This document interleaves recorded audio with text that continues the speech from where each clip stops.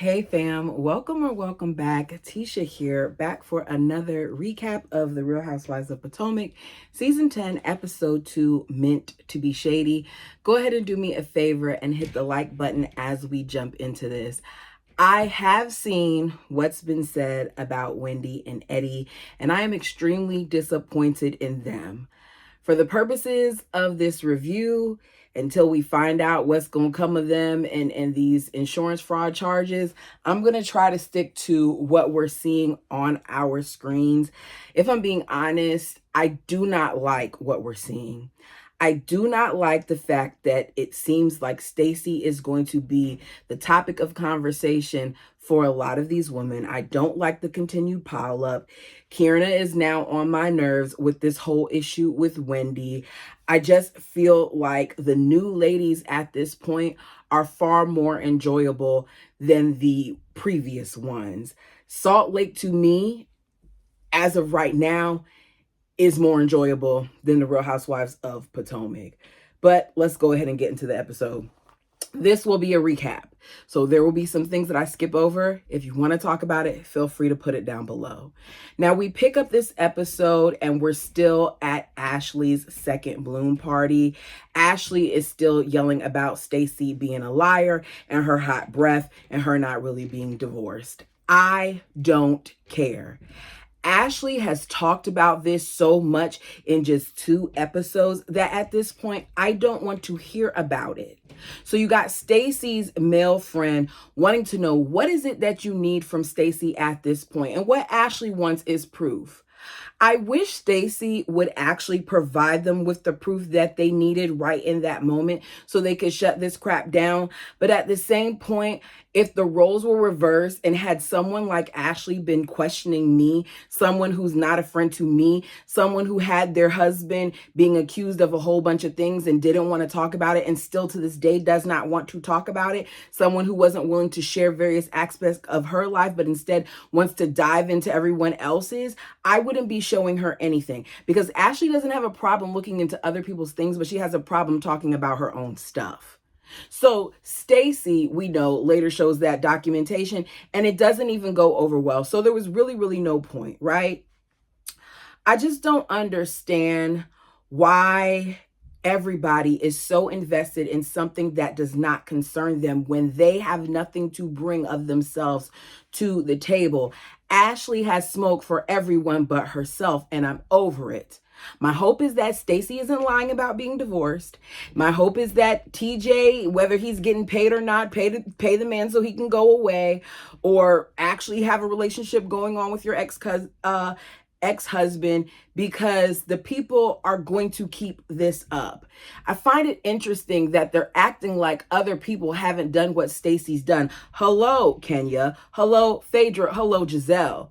We're not going to sit there and act like Giselle and Jamal were really getting back together after she talked so badly about how the man was absent when it came to her girls and how he cheated on her with all the ladies at church, and then you just happen to get back together. Like, come on, let's not do this. Anyways, so the friend says she's back with her husband, so why does it matter anyway? It matters to Ashley, because if Ashley doesn't talk about this, what else is she going to talk about? Because we know later on she's going to bring up something else with Stacey. I do not feel like Ashley has anything to bring to the table other than her singing, which we don't care about, her boy toy, which we don't care about, and G and A, which we've heard nothing about as of yet this season. So at another area of the room, Kierna and Wendy are still having their conversation. Kierna feels like Wendy is gaslighting her, and it's just it's like she's not really hearing her out. I feel like Kierna's feelings may be valid, because Wendy does have this condescending attitude at times. But Wendy has explained herself. She's explained the reasoning behind her actions. Either take it or leave it. For Kierna to keep talking about this throughout the episode, later on when she has her spa event, and then again with Giselle, like, at what point are you going to let it go? Because you're talking about it over and over again. Decide whether or not you want to deal with Wendy and keep it moving. So the ladies come over to see if they're making progress. progress Kierna says they are, but we already know that they aren't. Stacy at this point comes over and she's like, look, I'm just over everybody coming after me. I feel like, I keep getting met with negativity. And she points out some of the people like Kierna that keep meeting her with negativity. And she's right. She's clearly on everyone's radar. Now, is it to the point that she's making it like Kierna wants to fight her? No. But I do think that if you got a whole bunch of people coming at you for the same thing and you've already said what it is that your stance is, that you too may feel ganged up on. And I feel like Stacy is a liar, but it is what it is. So we end the party with this burlesque type of dance with this lady who stripped down to some nipple covers and her underwear. And I didn't see the point of that, nor did a lot of the other ladies. Ashley, just because you're into it doesn't mean that your guests are going to be. It doesn't. So Stacy later heads to Wendy's home because even though Wendy spilled her tea about TJ at the reunion, she still does like Wendy. I think what she likes is that Wendy isn't ganging up on her as much as some of the other ladies like Giselle and Ashley.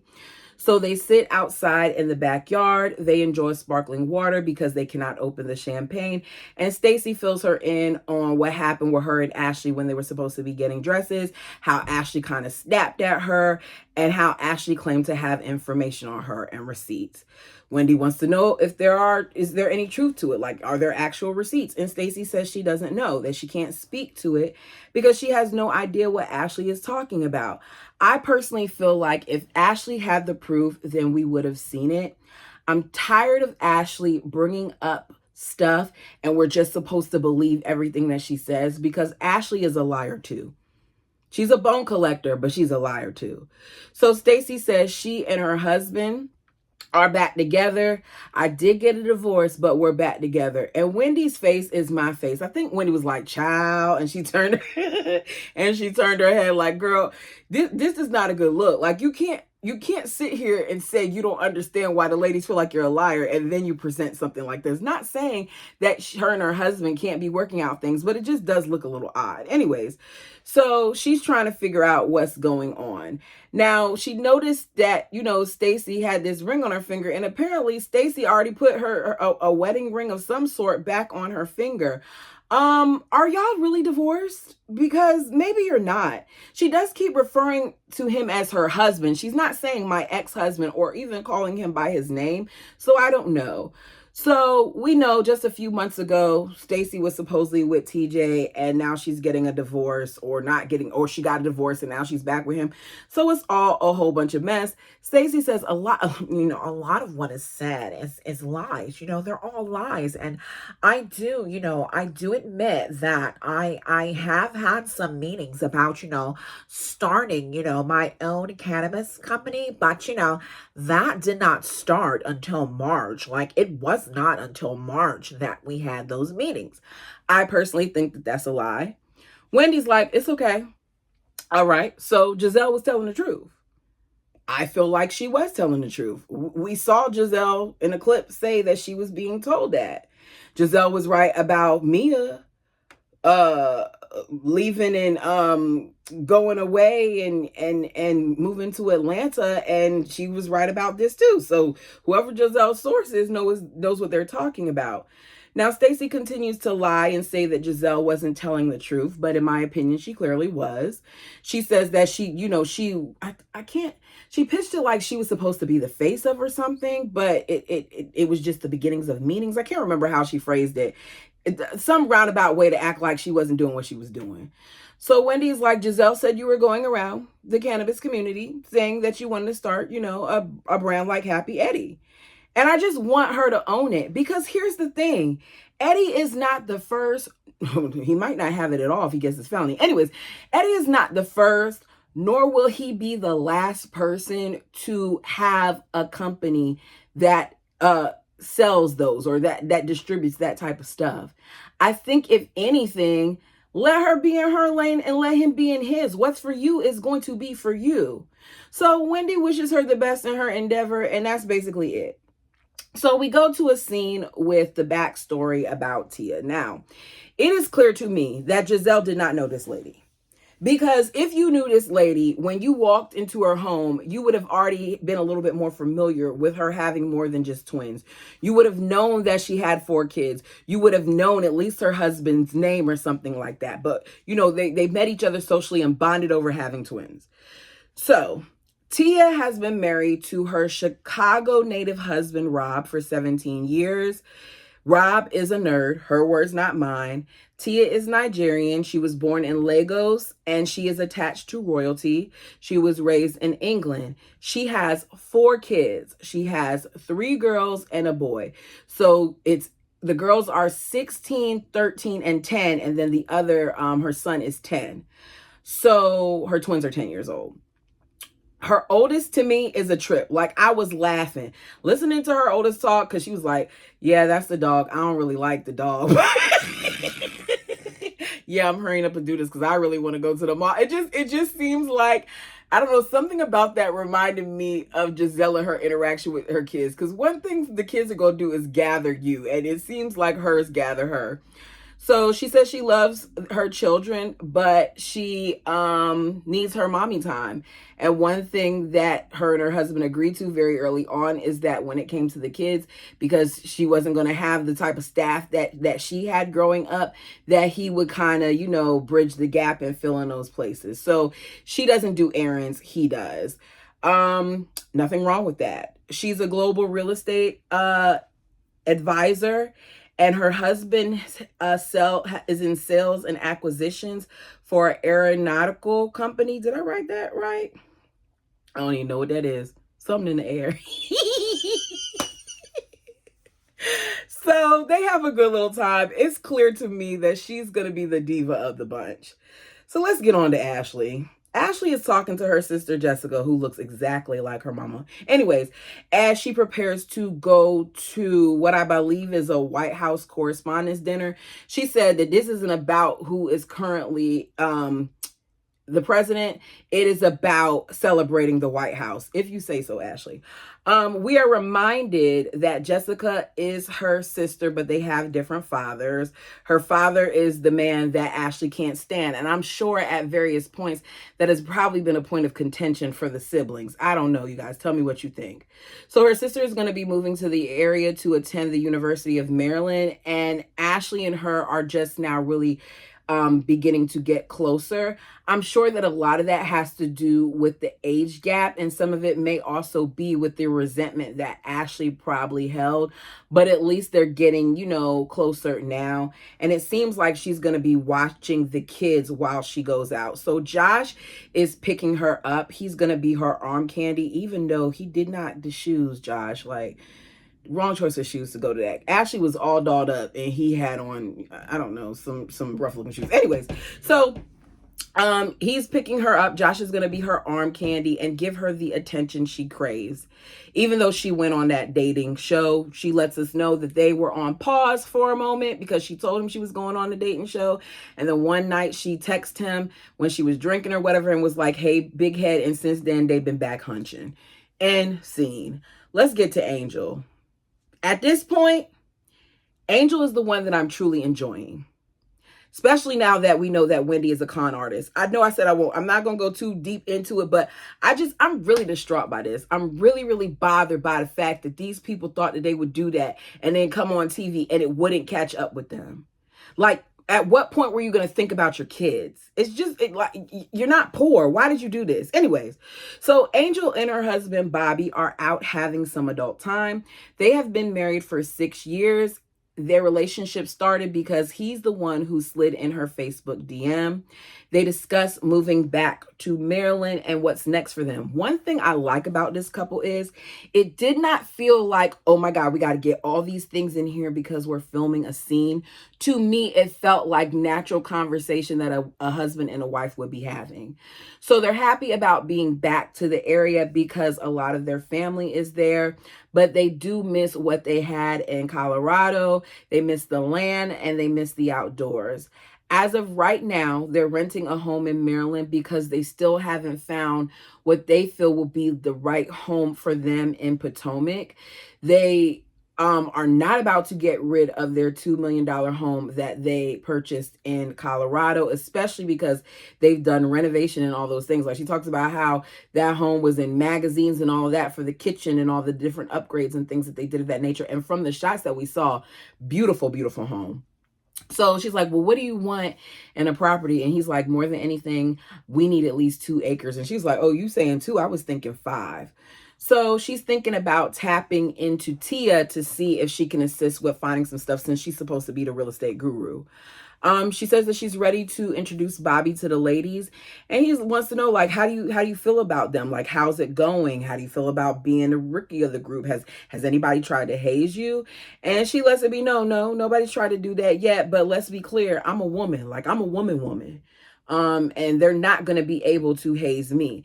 In other words, she knows who she is. She has her stuff together. Good luck. I like her. So she's going to invite all the ladies over to enjoy a sound bath experience. And we see that a little later. So Kierna and Giselle. One thing I will say is I love Kierna's condo. The view is beautiful. Beautiful. When they went to go sit outside, I was like, oh, that's so nice. But I am not liking the way that Kierna is showing up this season. Kierna, you sit there and you talk about Angel to Giselle just because she was telling you to look at the situation from Wendy's perspective at your spa event. And then you act like later on you didn't say those very things to Giselle when she brought it up later. I don't like that. So Giselle comes over to Kierna's condo. At this point, Giselle does not feel like Greg, because she asks her, like, does Greg spend the night over here? And she's like, yeah, I like having my space, but I still, go over to the house or whatever. And Giselle's like, Kierna seems to be settled, but I don't feel like Greg is going to change. But basically, if Kierna likes it, then it is what it is. So we find out that Kierna had a spa event. I think it was Ashley, Tia, and Ashley, Tia, and Angel. I don't know why I couldn't think. That were at the spa event. At the event, for whatever reason, she decides yet again to bring up her issues with the ladies about Wendy, and it's from a few months ago. You already addressed this at Ashley's event. Why are you now including everyone else in on the discussion? Now, Tia makes her little comments about how, because she says something about the kids being sick and she still came to the event. And Tia's like, well, she wouldn't have came to the event if the kids were sick or whatever. I like the fact that Angel was like, you don't know what the situation was or anything like that. It was no need for all the side commentary to be said, because they should have never been included in the discussion. So Angel is kind of like looking out for the mom of it and saying, well, you never know. You got to look at it from this point of view. Or did you think maybe this? Or did you think maybe that? And Kierna don't like that Angel is saying all that, because Kierna feels like, you're my friend of 20 years. You're supposed to be on my side. So she's telling this story to Giselle and she's adding some sauce on it. Says that she had to chin check Angel. What? What do you mean you had to chin check Angel? You did not chin check Angel. Why has she not let this situation go? On top of that, if what Angel said bothered you and that's supposed to be your friend, why didn't you tell your friend of 20 plus years that it bothered you? No, instead you told Giselle, just like how you told Angel about your problem with Wendy rather than actually telling Wendy. Here's the thing. I don't always agree with what my friends say or what they do. We are not the same people. We have different mindsets. We look at things differently. But as a friend, I'm going to be able to tell my friend, like, look, I don't agree with when you did this. I feel like you should have handled it this way. And they're either going to receive it or they're not. But to sit there and hold it against them because they don't agree with me, Kierna, grow up. I'm not feeling her, y'all. I don't know what it is. And I liked her when she was a friend of, but I'm not liking her. Hopefully it changes. So let's go to Angel. Angel is having her meditation event because she wants to get to know the ladies more. Their home is beautiful. So Yoga Barbie Wendy is the first to arrive. She is given this spiked vodka tea, and she at first is apprehensive, but apparently she liked it because she was telling Giselle, she should try it or whatever else. So Tia arrives, she gets some tea too. Then Giselle and Kierna arrive at the same time. I saw them embrace, Giselle and Wendy embrace, and I got irritated because there are times where I'm enjoying Wendy and then I'm quickly reminded of the crap that's going on and it's making me mad. So Giselle couldn't wait to spill some tea. She didn't want to drink the tea because she don't really know them, but she wanted to spill it. So she says, because she finds out that Angel doesn't want a whole bunch of yelling and stuff in her home. That's right, Angel set the tone. You're being nice to invite them into your home. Your husband and your kids reside there. You don't want all that commotion and stuff in your household. Way to set it straight.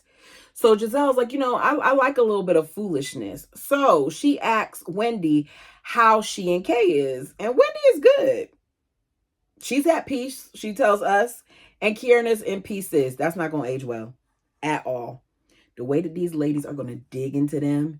I don't even know if they're going to be on next season with the fact that they pulled the wipe swap show and all of that. But they're going to be digging into her. It's coming. So Kierna isn't over it. Wendy says it's a one-sided issue at this point. Giselle then turns her attention back to Kierna and was like, well, what about you two? Referring to Kierna and Angel.